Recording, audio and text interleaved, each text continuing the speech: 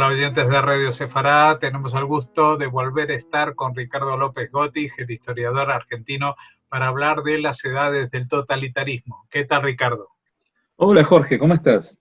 Muy bien, y aparte porque como va pasando el tiempo y van pasando las entregas, ya son recuerdos de mi infancia que vienen no solamente de los libros, sino de a veces de la televisión, que ya existía cuando era yo pequeño.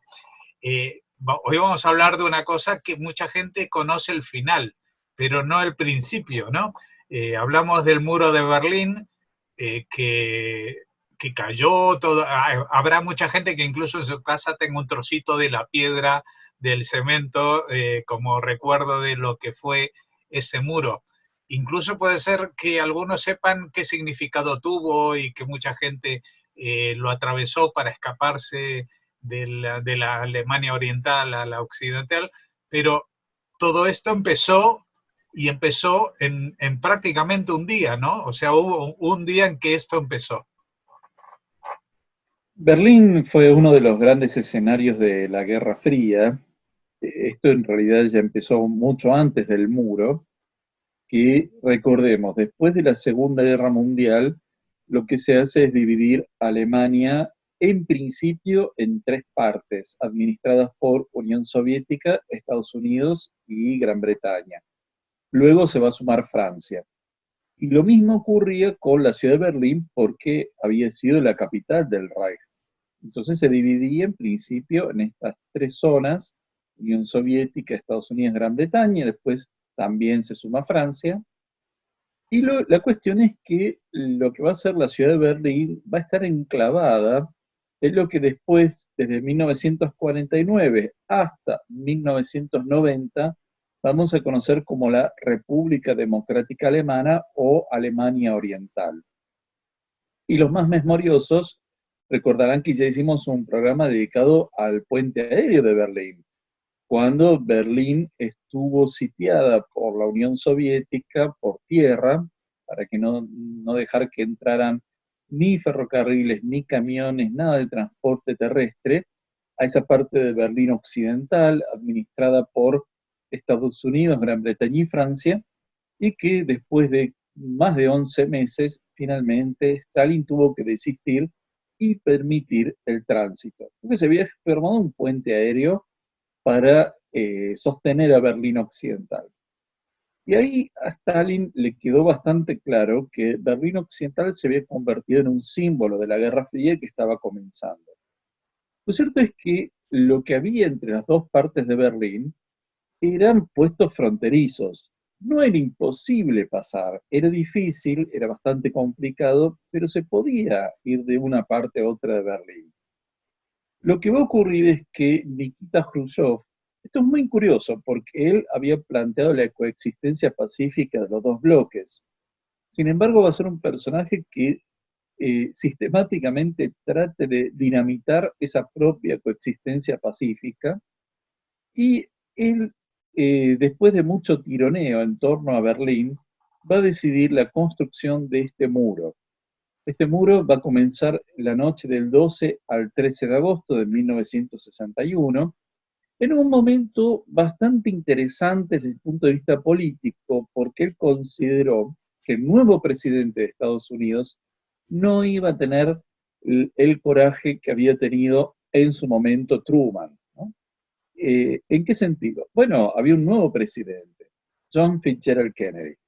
Entonces ve, es un presidente nuevo, es un presidente joven, que es de lo que podríamos llamar la aristocracia de Estados Unidos, es un niño bien, de una familia acomodada que llegó a la presidencia, y entonces pensó, bueno, a este personaje yo lo voy a poder dominar y establecer este muro, que en realidad el objetivo era también, una vez más, cercar a Berlín Occidental, ya no en forma eh, digamos, de impedir el acceso de comidas, de bienes, de servicios, pero desde un punto de vista simbólico.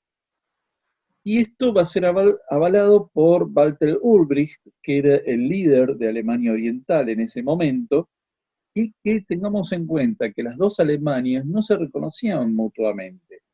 las dos se consideraban el gobierno legítimo de toda Alemania.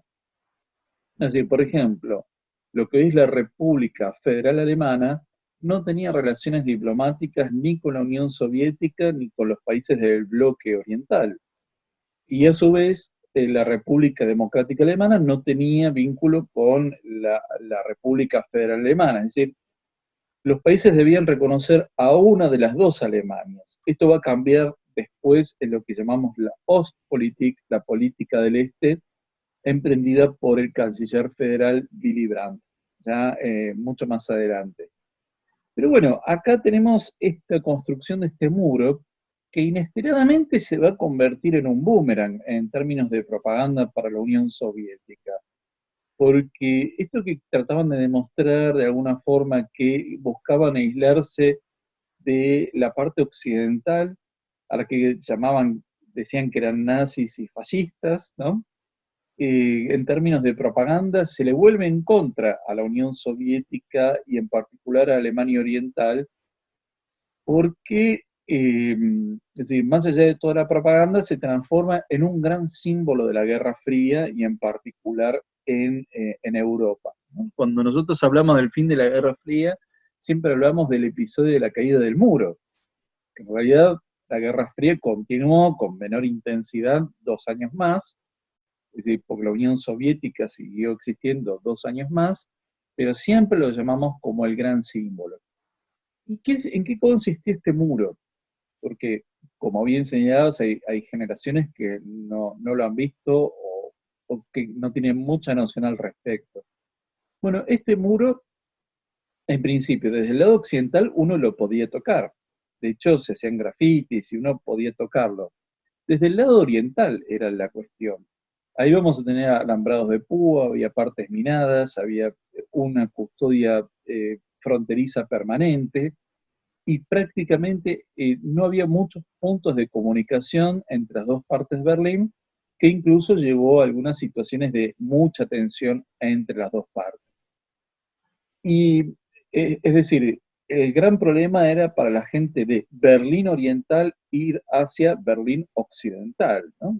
Ese era el gran problema y esto llevó a la separación de muchas familias que quedaron en las dos partes de Berlín, amistades, y esto va a dar toda una serie de situaciones de muchos alemanes orientales que intenten pasar por el muro, ya no directamente cruzarlo, porque era prácticamente imposible, pero sí de cavar túneles o de buscar alguna salida aérea a esto, lo cual se va a volver en un punto de propaganda contraria a la Unión Soviética, y esto de hecho va a afectar seriamente a Nikita Khrushchev como líder de la Unión Soviética en los años por venir.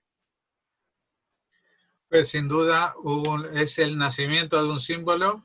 Mencionabas a John Fitzgerald Kennedy, con el cual Khrushchev tendría algún roce más tarde, del que seguramente hablaremos, pero que también ayudó a que el propio Kennedy se convirtiese en un símbolo cuando dijo Ich bin ein Berliner, yo soy un berlinés más, es decir, él en representación de todo el mundo occidental, entonces desde aquí, tildado mundo libre, se puso en la piel de esa gente separada por un muro que también, digamos, incluso entró en el folclore popular urbano, por ejemplo, con esta ópera rock de Wall, ¿no? Que de alguna manera también alude a esa división que a veces es tan concreta como un muro que atraviesa una ciudad y la parte por la mitad.